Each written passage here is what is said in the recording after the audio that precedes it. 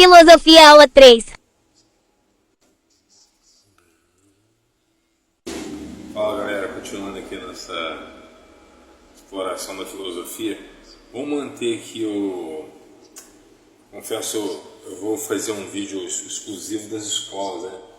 Parece que a lógica é o seguinte, existem as escolas, existem os períodos, né?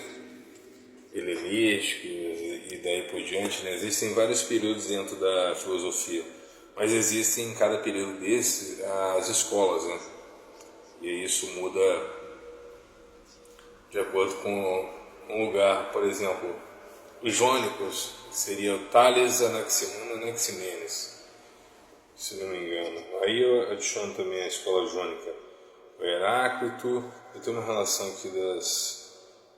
Tales de Mileto, Anaximandro de Mileto, Anaximenes de Mileto e Heráclito de Éfeso.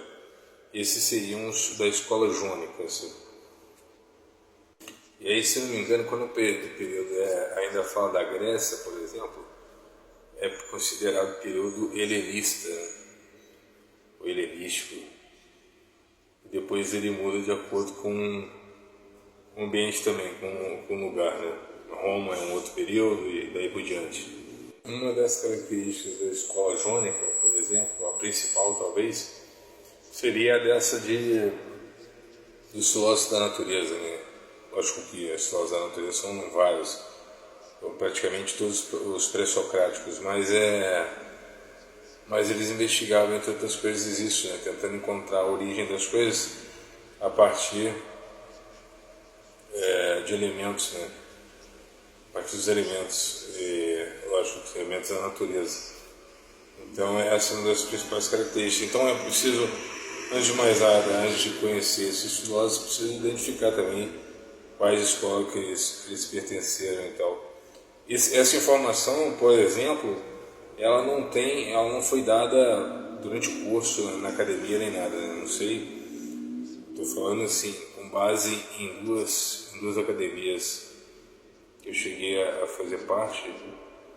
Estou entrando por uma terceira para causa de outra situação aí, mas com base nessas duas, então os jônicos eles não entraram no radar, sabe? É falado muito, por isso que eu estou te falando, o curso de filosofia ele é um curso de introdução, digamos, um curso até para professores de filosofia, da história da filosofia, né? Por isso que é um curso da história da filosofia, não forma filósofos, forma historiadores aí, da filosofia. Agora se o cara vai aprofundar e vai virar filósofo algum dia, são outros 500, precisa de maturidade filosófica e tal, bagagem, etc., entre outras coisas, né? Então, galera, vamos adicionar mais alguns filósofos aí que fizeram parte da escola jônica, sabe? Diógenes também, o Cão, né, aquele cínico, né, o Cão, o Arquelau, que não é nem mencionado. Anaxágoras sim mencionado, mas esses filósofos mais mencionados são mais por conta de ou citados por algum filósofo ou porque deixaram um material que continua existindo de certa forma. Esses filósofos jônicos também eram conhecidos como cosmologistas, sabe? Muito por conta disso mesmo, de tentar explicar as coisas, o princípio das coisas a partir da matéria e tal. Isso também é importante ser frisado. Então, falando de hoje é o Heráclito, também um jônico também. Se dedicou à metafísica, à ética, à epistemologia e à política. Sei, né? Será que ele tem a questão política mesmo? Ele é o filósofo do dinamismo, né? Ele que falou não se entra duas vezes no mesmo rio e tal. E ele fala sobre a mudança, né? E o filósofo do movimento, né? Para ele tudo flui. A esquerda comunista se baseou muito nele para o seu movimento revolucionário, né? Para contrariar, vamos dizer, a ideia dos conservadores, que era um pouco mais estático assim. Eles se apoiando então muito mais, isso vai dar vazão no futuro ao relativismo de alguma maneira. Então os fundamentos de Heráclito conflitavam com os fundamentos de, por exemplo, de Parmênides, que dizia que as coisas não mudam, que é, que não é, daí por diante, né? Outra coisa legal de se identificar também, que o Heráclito seria então o pai da dialética, né? Aquela questão da tese, a antitese e a síntese, né? Então você junta duas opiniões contrárias e cria um debate a respeito de elas para chegar numa terceira conclusão, né? Então, era conhecido na época como um obscuro também, sabe? E também mais um filósofo que escreveu um livro sobre a natureza, possivelmente deve ter sobrado aí só fragmentos, se não me engano. É engraçado, né, que o Anaximandro também escreveu sobre a natureza. Parece que era comum eles colocarem esse título nos livros, né? A história de Heráclito é bem bizarra, né? Só a gente estudando para ver. Dizem que esse filósofo ele era meio arredio, assim, não gostava muito das coisas da cidade, não. Então ele foi morar afastado, né, nas montanhas. Ele começou a se alimentar de plantas e tal, etc. Aí dizem que chegou um determinado tempo que ele teve uma doença lá chamada dropsia.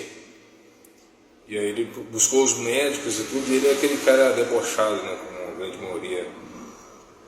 Grande maioria não, boa parte dos filósofos são, né?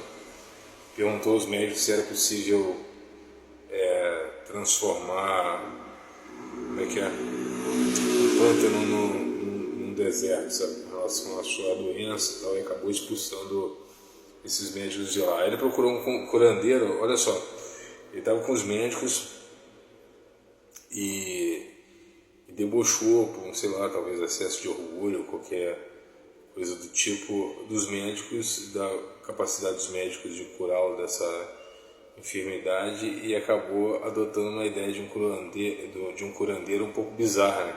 Lembro que uma vez um curandeiro pediu para que minha mãe colocasse feijão no ferimento, sabe? Eu achei meio bizarro.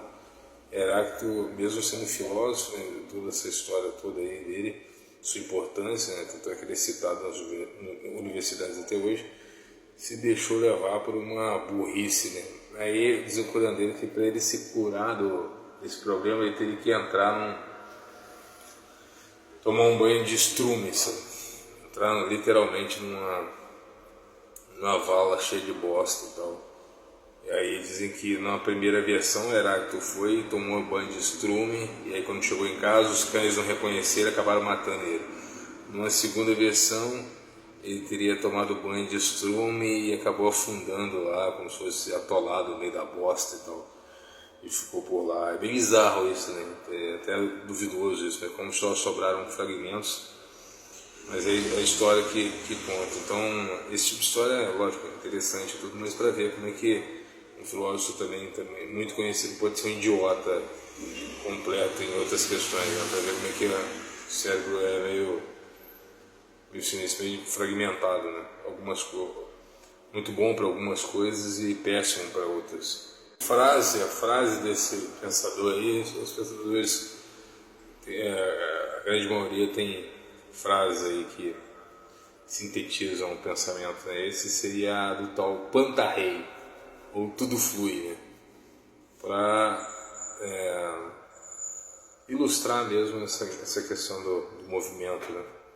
Outras frases dele aí, importantes aí para reflexão, é que tudo se faz por contraste, ou da luta dos contrários que nasce a harmonia. Isso, claro, vai inspirar Marx, inspirou depois Hegel, Marx e todo o pessoal que trabalhou com a dialética, né? O elemento dele de investigação foi então considerado o fogo, pela sua capacidade de movimento, né? De fluidez, etc. Ele falou muito também sobre o logos. As coisas quentes esfriam, as coisas frias esquentam, coisas úmidas secam, coisas secas umedecem e assim por diante. Os dois conceitos opostos em luta permanente.